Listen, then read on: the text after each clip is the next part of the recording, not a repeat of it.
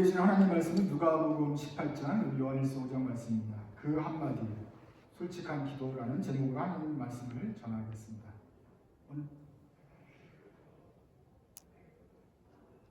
잘못하는데도 사람 앞에서는 미선을 합니다. 착한 척을 하는 사람입니다. 그리고 나쁜 사람이죠. 미선자입니다. 가까이 가기 싫습니다. 그런데 그 사람이 악한 사람이랄지라도 하나님 앞에서는 진실하지 않을까요? 하나님 앞에 진실되고 사람 앞에는 잠깐 약한 건지, 아니면 우리 앞에서 미선하는 사람은 결국 하나님 앞에서도 미선하게 되는 것인지 고민하지 않을 수 없습니다. 누가복음 18장 말씀을 한번 읽어보겠습니다. 저랑 번갈아 쓰겠습니다. 또 자기를 의롭다고 믿고 다른 사람을 멸시하는 자들에게 이 비유로 말씀하시되, 그 사람이 기도하러 성전에 올라가니 하나는 바리새인이요 하나는 세리라. 바리새인은 서서 따로 기도하여 이르되, 하나님이여, 나는 다른 사람들 곧 토색, 불의, 간음하는 자들과 같지 아니하고 이 세리와도 같지 아니함을 감사하나이다. 나는 일에 더 지혜를 취하고 또 속죄의 실수를 기다리다 하고. 세리는 멀리 서서 감히 눈을 들어 하늘을 쳐다보지도 못하고 다만 가슴을 치며 이르되, 하나님이여 불쌍히 여기소서, 나는 죄인이로소이다 하였느니라. 내가 너에게 이르노니 이에 저 바리새인이 아니고 이 사람이 의롭다 하심을 받고 그의 집으로 내려갔느니라. 무릇 자기를 부르는 작은 자는 낮았고 자기를 낮추는 자는 높아지리라 하시니라. 두 사람이 나오는데, 한 사람은 바리새인의 예식하는 기도를 드리는 것이고, 한 사람은 세리입니다. 죄인처럼 보이지만 하나님 앞에는 진실한 기도를 드렸다. 무릇 자기를 높이는 자는 낮아지고 자기를 낮추는 자는 높아진다고 주님이 이 두 사람을 예를 들어 말씀하셨습니다. 바리새인은 어떤 말로 되었습니까? 어려서부터 기도를 드렸던 사람이고 대표 기도도 많이 했을 것이고 또 기도를 드릴 만큼 행실도 종교적이었기 때문에 이런 기도를 드렸습니다. 하나님이여, 나는 다른 사람들처럼 토색은 막 돈 하는 것입니다. 불의는 불의하게 행할 것입니다. 간음은 성적인 죄를 할 것입니다. 그런 사람들과 같지 않습니다. 저는 그런 죄에서는 깨끗합니다. 게다가 이 세리는 진짜 나쁜 직업 자체가 나쁜 사람인데 이 세리처럼도 안 합니다. 참 그런 삶을 사니 너무 감사합니다. 게다가 저는 자발적으로도 일주일에 2번 금식하고요. 또 소득의 11조를 드리면서 하나님 나라를 위해서 헌신하고 종교적으로도 희생하고 도덕적으로도 아주 본받을 만한 삶을 살고 있습니다. 감사합니다. 이게 바리새인의 감사의 기도의 내용이에요. 태도는 어떻습니까? 그러나 태도는 바리새인은 서서 따로 제약으로 따로 기도하였습니다. 앉아서 이렇게 기도한 것도 아니고 따로 서서 기도할 때 손을 어떻게 했겠어요? 이렇게 했겠죠. 멋있게, 하나님이요. 여기서 서서 기도했다는 것 자체가 그 태도와 그 생각을 보여줍니다. 마태복음 6장 5절 한번 보실까요? 또 예수님 말씀입니다. 같이 읽습니다. 시작. 또 너희는 기도할 때 외식하는 자와 같이 하지 말라. 그들은 사람에게 보이려고 회당과 큰 거리 어디에 서서 기도하기를 좋아하느니라. 내가 진실로 너희에게 이르노니 그들은 자기 상을 이미 받았느니라. 그 외식하는 자들은 서서 기도하기를 좋아한다 그랬고, 오늘 이 바리새인도 서서 기도했습니다. 그런데 그 내용은, 기도하는 내용은 저는 저처럼 하지 않고 저는 죄도 안 짓고 감사합니다, 감사의 기도예요. 그 기도 내용 자체는 잘못된 게 없는데 태도는 서서 기도했다는 것이죠. 서서 감사한 거예요? 아니면 서서 기도할 때 예수님은 그 내면을 뭐라고 말씀하세요? 외식하는 것처럼 사람들에게 보이려고 기도하는 거다. 하나님도 속지 않고 예수님도 속지 않아요. 그 말에 휘둘리지 않고 그 태도를 보신다고요. 그래서 속마음을 꿰뚫어 보시는 거예요. 바리새인은 서서 따로 기도하는 것으로 자기의 속마음을 이미 드러냈어요. 그 속마음이 도대체 뭐겠습니까? 바리새인이 진짜 말하고 싶은 건 뭐예요?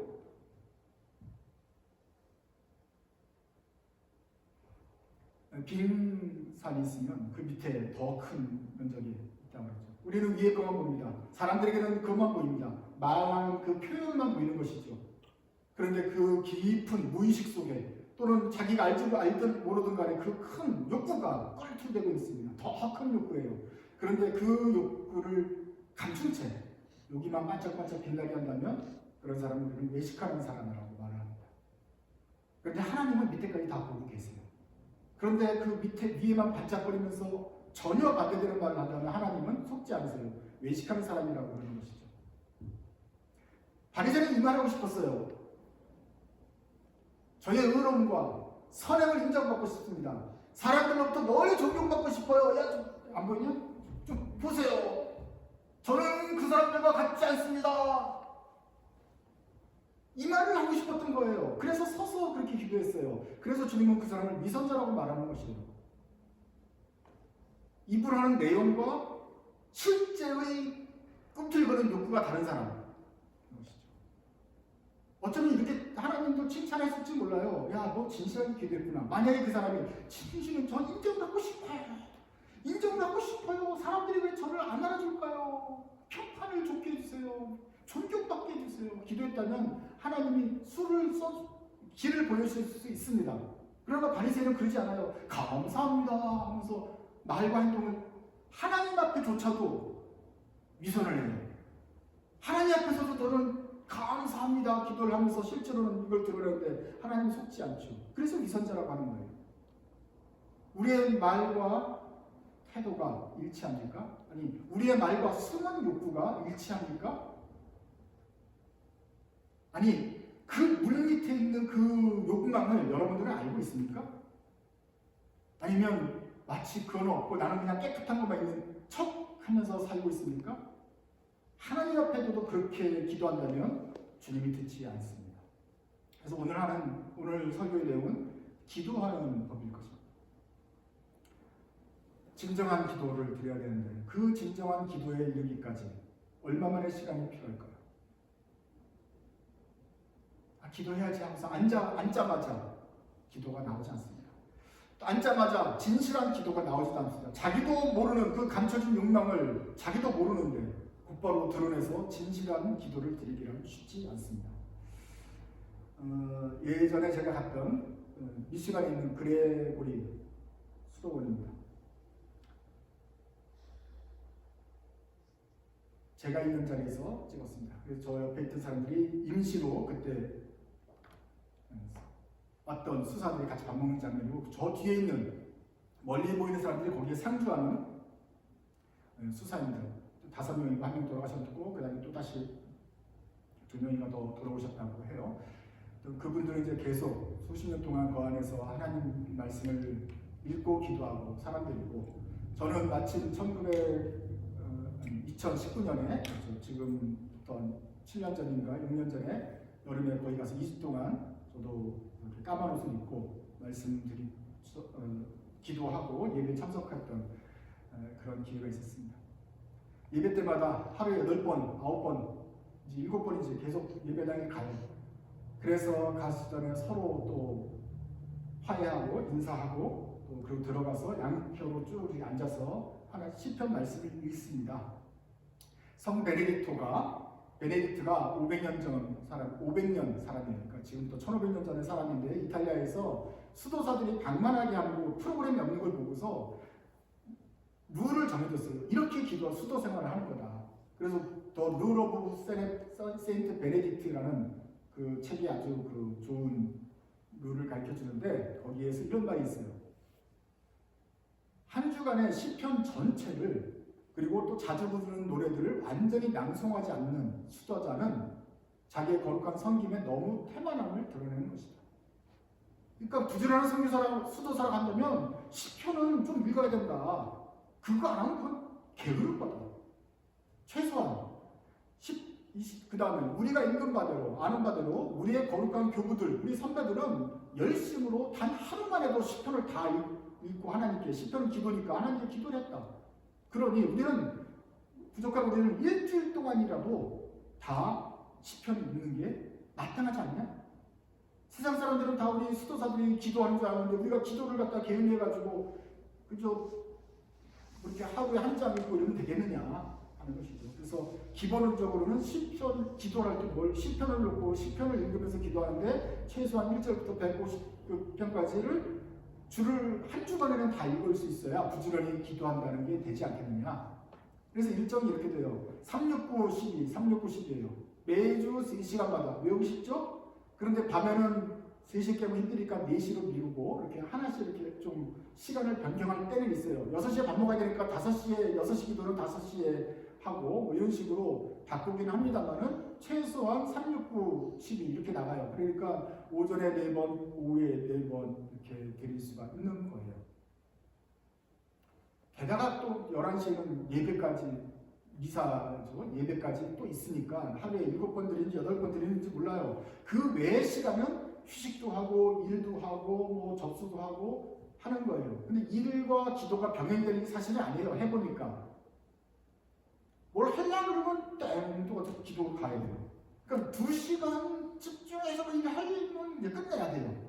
딴 데 해야 되니까 일과 기도가 아니라 사실은 기도가 더 많이 주 본분인 거예요.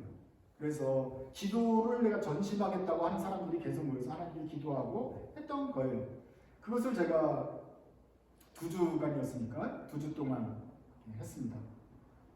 첫 주째는 첫날 월화수목금 토일에는 앉았다 일어났다 이거 바빠요. 이게 언제 앉아서도 노래하고 서서도 기도하고 또 앉아서도 기도하고 번갈아가면서 하고 이렇게 돌아가는구나. 그리고 요 시편을 순서를 이렇게 적당하게 바꿔서 밤에 드리는 시편은 또 밤에 어울리는 걸로 모으고 아침은 아침대로 모으니 시편이 순서가 왔다 갔다 해. 1절부터 쭉 순서대로 있는 게 아니고 그렇게 시간표를 짜놔서 하여간 월요일부터 일요일까지 하면 전체를 다 읽을 수 있게 전체를 다 하나님께 올려드리는 것이죠.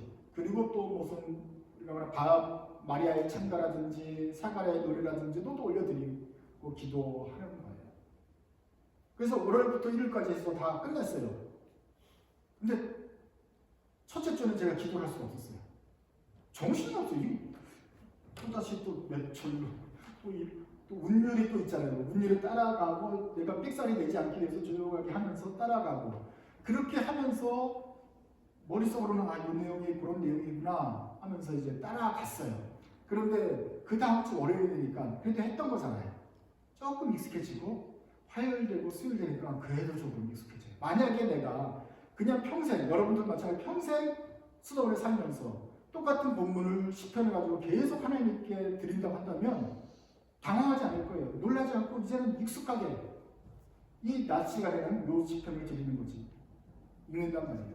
그 다음에 몇 편부터 몇 편까지 읽는 거지. 이러면서 내용이 벌써 이미 익숙해졌기 때문에 하나님께 그렇습니다. 하나님, 이 악한 세상을 하나님께서 다스리시는군요라고 계속해서 기도를 올려드릴 수가 있을 거예요. 낭송을 하면서 귀로 읽고 마음속으로 올려드리는 기도를 자유자재로 드릴 수 있었을 것이다. 그래서 시편 수도사들은 그렇게 해요. 저는 이제 금방 갔기 때문에 일주일은 그냥 배우느라고 따라하느라고 시간을 보냈고 2주부터는 조금 익숙해진 게 월화수가 되었어요. 이제부터 가야 되지. 이렇게 진행되는 거구나. 최소한 한 주는 꼬박 있어야 겨우 이제 시편 내용도 이제 들어오는 정신도 생기고 이제 좀 익숙해지고 하나님께 마음이 올려지겠구나. 또 시애틀이라는 분주한 곳에서 저 미시간 숲속으로 들어가서 거기서 몇 명 안 되는 사람들과 같이 시편 말씀을 하는 단조로운 생활이죠. 말씀하고 잠깐 쉬었다가 또 예배 드리는 그 삶을 하면서 제 마음이 조금 이제 가라앉기 시작하는 거예요. 모든 앙금들이 가라앉고 그러면서 이 속에 갇혀있던 밑에 있던 그 빙하가 이렇게 쑥 떠오르는 시간이 생깁니다. 이게 앉자마자 떠오르지 않아요. 앉자마자 떠오르는 우리 머릿속에 있는 그 현란한 기도들, 그냥 번지르한 기도들, 클리셰들이 그냥 떠오르는 거죠. 하나님 감사합니다. 맛있게 먹겠습니다만 생각나는 거예요. 근데 실제로 내 안에 있는 욕구, 내 안에 하나님께 드려야 되는 기도가 안 떠오르고 기도를 모르는 것이죠. 근데 기도 떠오를 때 앉자마자 안 떠오른다 그랬잖아요. 1시간 동안 기도해도 2시간 동안 기도해도 안 떠오를 수가 있어요. 매일같이 1시간 동안 기도하면 혹시 떠오를 수 있는데 우리가 그런 시간이 없으니까 진정으로 내가 뭘 원하는지 스스로도 모를 수 있단 말이에요. 그래서 제가 월화수목금토일 정신없이 보내고 기도에만 전념을 하고 그 다음에 그 다음 주가 돼서 조금 익숙해지면서 기도를 하는 순간에 어느 순간에 이렇게 마음속에서 정리가 되는 기도가 떠올랐어요. 하나님께 합당한 기도가 진짜 그냥 지금까지 드렸던 기도는 해야 되는 기도니까 드리는 거예요. 그냥 하나님께서 이런 기도를 기뻐하실 거니까 드려요. 세계평화, 뭐 인류 구원 뭐 다 할 거예요. 그런데 진짜 너는 뭘 원하느냐 할 때 뭐 난 다 감사합니다 라고 말을 했는데 진짜로 내가 원하는 기도는 무엇이었겠느냐. 2019년에 그 해, 그 여름에 제가 여름이 지난 다음에 이런 기도가 떠올랐습니다. 마치 스티로폴이 물 밑에 가라앉아 있다가 불쑥 하고 떠오르는 것처럼 마음속에서 불룩 하고 떠오르는 기도가 있었어요. 이거 나는 그런 게 있는지도 몰랐어요. 나도 내 마음속에 그런 게 있는지 몰랐어요. 이런 기도를 드릴 줄은 꿈에도 생각하지 못했어요. 그리고 그동안 정말 가고 싶었던 그 수도사들과 함께 거기 수도하고 기도를 드리고 하는 시간이 좋았는데 그 꿈에 그리던 그 시간에 열흘이 지나자 내 마음속에 이런 기도가 나올 줄은 나는 몰랐단 말이에요. 하나님, 닭 키우고 염소를 키우고 땅을 주세요. 땅을 소유하고 싶어요. 누구는 무소유 그러는데 나는 가서 땅 소유. 근데 그거는 저도 깜짝 놀라는 것인데 어느 순간에 그게 나의 그 간절한 기도 제목이라는 걸 내가 알게 됐어요. 갑자기 평생 그거 기도해 본 적이 없어요. 그냥 그랬으면 좋겠네 하고 있었던 것인데 그게 나의 기도 제목이었던 거예요. 불쑥 떠오르면서 하나님 땅을 주세요. 땅을 주세요. 이런 거였어요. 그래서 창피해서 내가 아직까지 지금 처음 말하는 거야. 그래서 야 이게 무슨 어디 말하기도 못하고 고상한 이게 좀 열흘 동안 이렇게 잠잠하게 있으면 좀 뭔가 거룩한 기도가 나올 거라고 생각하잖아요. 염소랑 땅이랑 반이랑 또는 땅 주세요. 그때 그랬단 말이에요. 근데 내가 알아요. 아 깜짝 놀랐어요. 이게 내 속에 있던 욕구였구나. 그리고 그나마도 이것을 이게 좋은 질문인지 모르겠어요. 그리고 이게 지혜로운 거라고는 다시 한번 생각할 수 있는데 그 뒤로 에피소드가 많았기 때문에 어쨌거나 하나님도 그렇게 썩 너한테 좋지 않을 거라고 생각할 수 있는데 그런데 또 뭡니까? 제가 이것을 감사하게 된 것은 그래 이거는 내 속에 있던 숨겨졌던 진실한 기도구나. 나도 미쳐 있는지도 몰랐는데 이게 내 욕구였구나. 그래서 기도했어요.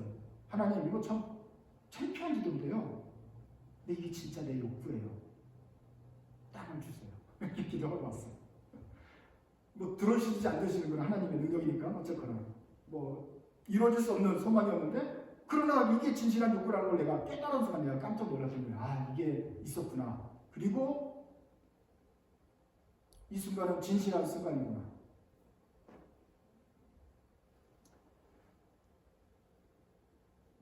우리에게도 다 이런 빙하 밑에 어떤 욕구가 있겠죠? 그런데 그 욕구를 만나는 순간이 참 귀한 것입니다. 그걸 위해서 우리가 기도원도 가고 작전 기도도 하고 하는 거예요.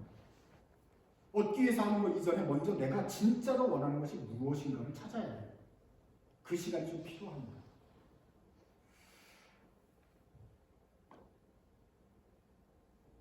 그러면 또 사람들은 우리 인간들은 머릿속으로 야 그럼 뭐든지 다 그건 응답받냐 그런 세속적인 욕망을 해도 되겠냐 목사가 우리 크리스천들이 그런 것도 막 올린다고 아무거나 다 하나님께 응답하면 되지 않는다 주의 뜻대로 구해야 된다라고 우리가 교육을 받았기 때문에 머릿속으로는 그게 제동을 걸고 있다고요. 하지만 우리 무의식은 틀리잖아요. 근데 그 무의식은 어쩌면 썩 괜찮지 않을 수도 있어요. 하나님 7초 나요. 제좀 어떻게 성적이 떨어지게 해주세요. 가다가 시험장에 가다가 사고가 나서 쟤는 못 오고 내가 2등인데 내가 1등하고 하나님 제 좀 어떻게 했으면 사고 나게 해주세요. 이런 생각이 들 수가 있잖아요. 근데 나쁜 생각인데 뭐 그런 것도 기도하고 응답 받겠어요? 그게 여러분의 진정한 무의식인데 그 불쑥 떠올랐다고 해서 하나님께 기도하면 되겠어요? 그건 아닌데 라는 생각이 들기 때문에 이 빙하 밑을 파헤치지 않는 거예요. 파헤쳐가서 나쁜 것만 나올 것 같은 느낌이 드니까. 근데 제가 받았던 그 신령한 느낌이 뭐였냐면은 이게 좋던 싫든 간에 이게 나의 진정한 욕구구나.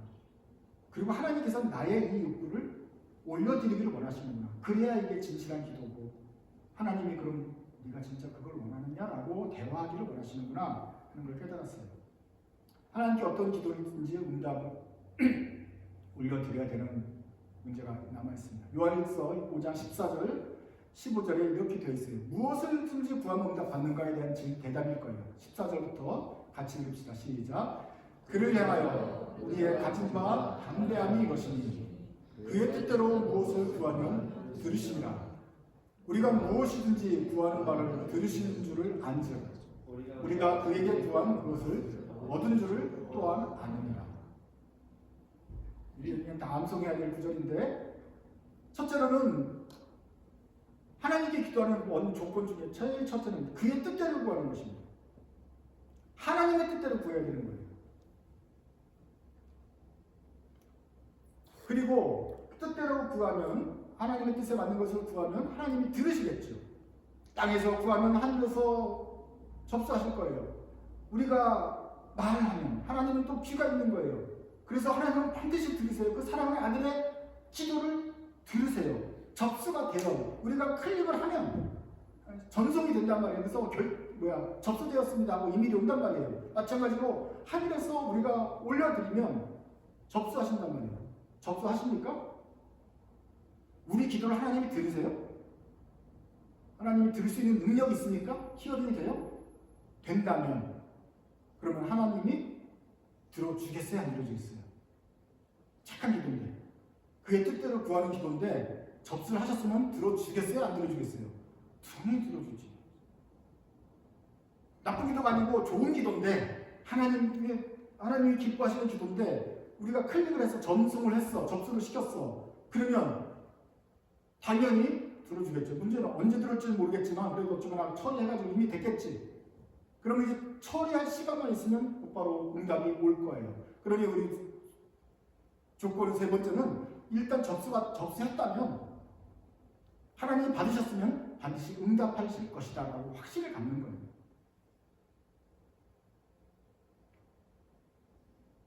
왜 그런 생각을 하세요? 반드시 응답한다. 아니, 좋은 기도라니까? 그리고 하나님도 기뻐하세요. 하나님도 하고 싶어요. 우리가 근데 그 기도를 들었어, 올렸어, 접수가 됐어. 그러면 응답 되겠어요? 안 되겠어요? 며칠 걸릴지 몇 달이 걸릴지 모르지만 반드시 응답 하시겠지. 그러면 우리는 그걸 믿은 사람들은 어떻게 돼? 마음이 평안해야 돼요? 초조해야 돼요? 접수 클릭, 내일은 끝났어. 저쪽에서 이제 프로세스를 거치면 하시겠지. 이제 기다리면 되는 거죠. 기다리는 동안 평안해요? 초조해요? 하나님 들어주셔야 돼요. 어저께도 기도했는데 오늘도 간절히 구하오나니 들어주십시오. 가슴이 떨려. 하나님 꼭 들어주셔야 됩니다. 서울대 접수하시면 응답할 줄을 확신하고 있어야 돼요. 그것이 하나님의 뜻대로 구하는 기도이죠. 그래서 그래요. 그를 향해 우리가 가질 바 담대한 이것이다. 크리스천에 담대함이 있어요. 그게 뭐냐면 그의 뜻대로 무엇을 구하면 들으시는 거죠. 들으시는 줄 알지. 그러면 접수가 됐으면 그에게 구한 그것을 얻은 줄도 이미 내가 또한 안다. 그걸 알기 때문에 나는 담대하게 확신을 가지고 기다릴 수 있는 거예요. 많은 사람들이 기도할 때 보면 이런 확신 없이 기도해요. 서울대. 근데 불안한 이유가 있어요. 왜 불안하죠? 자기가 생각해도 공부를 안 했거든. 그랬는데 원하는 소욕은, 욕구는 서울대인데 공부는 안 했어. 그런데 무엇인지 구하니까 서울대 하면서도 안 될 것 같아.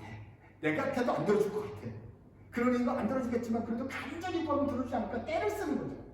서울대, 음식기도 서울대 이렇게 하니까 그 마음은 어때요? 초조, 긴장, 떼씀이 나오는 거죠. 성경에서 요한일서에서 가르치는 기도하고 완전히 틀린 것이죠. 담대함이 없이 자기 스스로도 안 될 것 같아요. 뜻대로 구하는 게 아닌 거라고 생각하니까 안 되는 거예요. 그리고 이게 얻게 될지 안 얻게 될지도 몰라요. 모르는 기도를 드리는 것이죠. 그렇지만 하나님께서 들으셨다면 반드시 응답하실 거라 확신하고 기도 드려야 된다. 가장 큰 존재 조건이 있어요. 일단 접수가 되어야 돼요. 서울대든지 하버드든지 원서를 넣어야 떨어진지 붙든지 할 거 아니에요. 근데 원서도 안 넣으면 대책이 없잖아요. 그렇죠? 그러니까 다시 이제 맨 처음으로 돌아와서 일단은 구할 것. 일단은 접수시킬 것.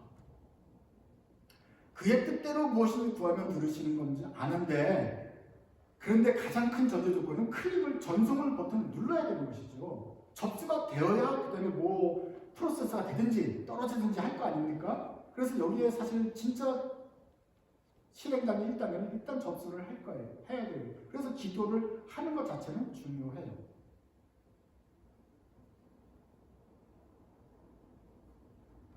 기도를 하지 않고 물밑에 감춰만 두고 의로운 채 하면서 기도하지 않으면 대체 그 욕망이 주의 뜻인지 아닌지 어떻게 알겠습니까?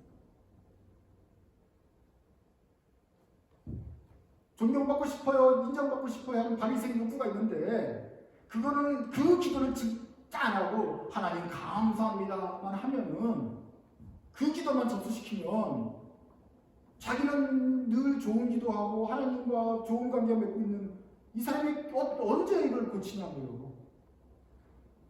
하나님 인정받고 싶어요. 그러면 주님이 인정받기를 원하지 말라고 가르쳐 주시든지 아니면 인정받게 해주시든지 뭔가 결단을 내주시는데, 그건 냅두고 숨겨두고 거룩한 기도만 하면, 하나님의 뜻대로 보여야지. 그래서 하나님의 뜻에 비슷할 것 같은 좋은 기도만, 듣기 좋은 기도만 계속 해버리면 이걸 어떻게 고치겠냐고요.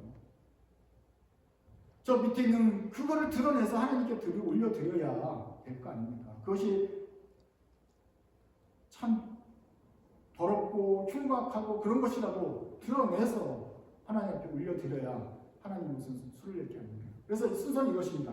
일단 뭐든지 기도해야 된다. 뭘 기도하죠? 뭐든지 기도해야 된다. 무엇이든지 기도로 아뢰는 것이다. 이런 작은 기도는 내가 스케일이 안 나는데, 이런 건 내가 할 때 더러운 기도, 내가 욕구가 좀 이상해 하지 말고, 여러분의 스크린 하지 말고 일단은 올려드려야 된다. 일단은 입으로 내서 기도해야 된다. 거룩하고 감사하고 맨날 이것만 하면 안 된다. 물론 대표 기도할 때는 그런 거 하지 마세요. 대표 기도는 대표적으로 하는, 대표 같이 하는 거니까, 공동체 기도는 공동체의 기도를 올려드리는 거지만, 혼자 기도할 때 말이에요. 혼자 기도할 때는 온갖 진흙탕을 다 하나님께 일단 올려드려라. 존경받고 싶어요, 인정받고 싶어요, 올려드려라 말이죠. 그런데 두 가지가 있어요. 주의 그 기도가 주의 뜻일 수도 있고 아닐 수도 있겠죠. 자, 뜻이 아닐 때는 어떻게 됩니까? 뜻이 아닌 거는 우리가 보통 경우는 머리 기도하면서 알아요. 아, 이거는 정말 나 같아도 안 들어주겠다. 이거는 하면 안 되는 기도네. 아, 참 창피한 기도네. 할 때도 있고 그래요. 벌써 알아요. 아니면 몰라도 나중에 알려주세요. 그럼 뜻이 아닌데 어떻게 해야 돼요? 1번이에요, 2번이에요. 계속 그냥 아닌데도 믿고 기도하면 산이 옮겨질 줄 믿고 강청하는 기도를 들어서 막무가내로 하나님 어쩌거나 땡깡을 놓아요, 땡을 써요. 아니면 회개하고 고칠까요? 고치게 되겠죠. 그러면 좋은 거예요, 나쁜 거예요? 이 사람의 기도가, 욕구가 바뀌어지는 거예요. 일단 올려드려야 돼요. 그래서 그 비난을 퍼져서 하나님 저 이렇게 좀 초라한 사람이에요. 그러면 하나님이 그래 너 초라한 걸 봤지. 하나님 잘못했어요. 저 기도를 바꿀게요. 제 사고나 나가고 그거 취소해요. 쟤도 잘 되고 또 저도 잘 되게 해주세요. 기도가 고쳐지면서 기도를 배우게 되는 거예요. 내 안에 회개가 일어나요. 그러면 응답받는 거예요. 반대로 주의 뜻일 때가 있어요. 모든 그 욕망이 나쁜 게 아니잖아요. 그래서 그걸 올려드렸는데 그게 주의 뜻일 때가 있어요.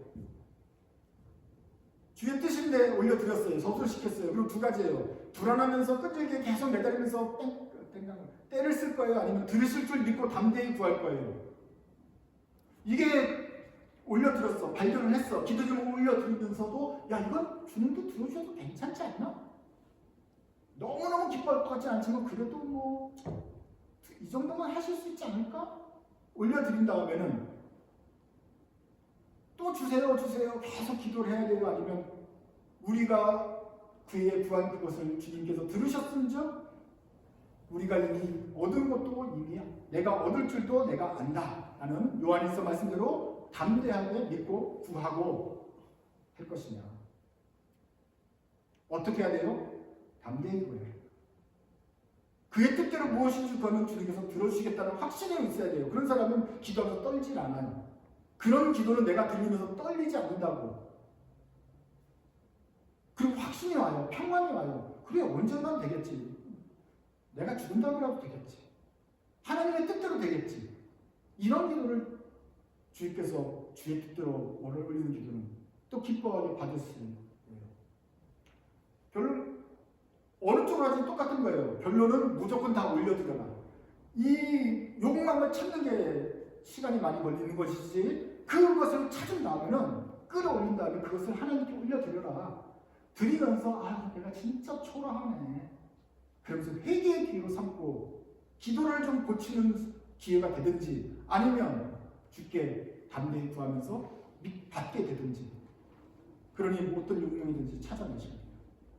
바리새인처럼 감사합니다 감사의 기도로 치장하지 말고 진짜 기도를 찾아가지고 주님께 올려드려야 된다는 거예요. 그것이 아무리 초라하고 창피한 것이 같은 느낌적 느낌이 있더라도 일단 올려서 드리는 것이 중요합니다. 자기의 진정한 욕구를 찾아서 하나님께 솔직하게 기도 드리는 것이 중요합니다. 위선을 벗어버려야 돼요.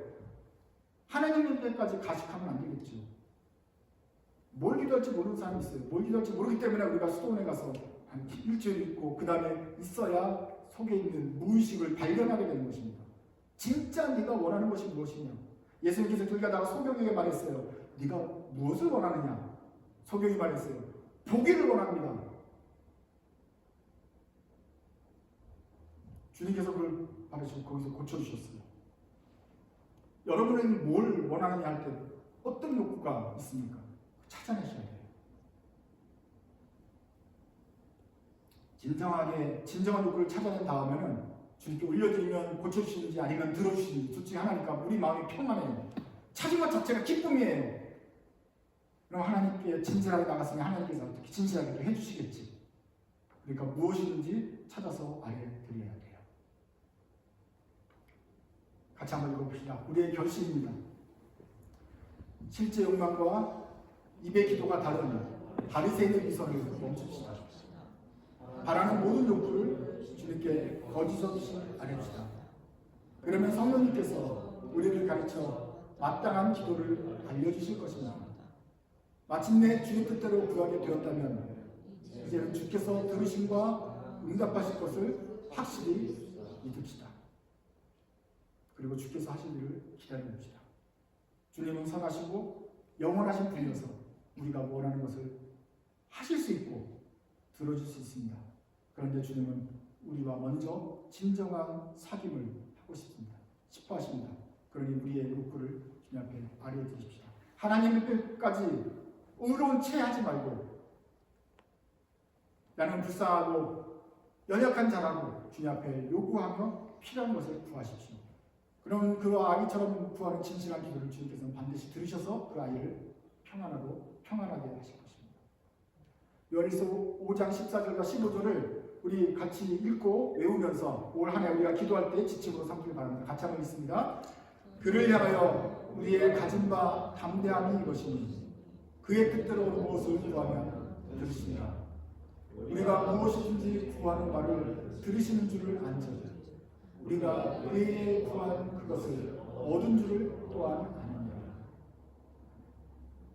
찬송 479장 찬송하시겠습니다.